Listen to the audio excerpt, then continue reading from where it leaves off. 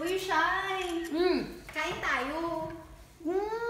Saan ba yan? May nakita kong bagong resto dun eh. Tara. Busy kasi ako. May ginagawa ako eh. I have to research for my program. Busy pa ako. Bukod sa bagong resto, mga bagong recipe din for foods. Masarap yun. I'm sure naman pero wala. Busy kasi ako. Ganon. May extra money pa naman ako dito. Libre kita. Ha? Libre kita. Gusto mo? Malapit lang ba yun?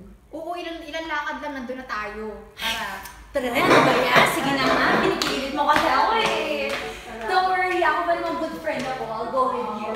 Tara na, tara na. Just the best. So, ganun ka rin mag-best? Libre lang bang habol mo sa akin? Ha? Ha? Akala mo may friendship natin?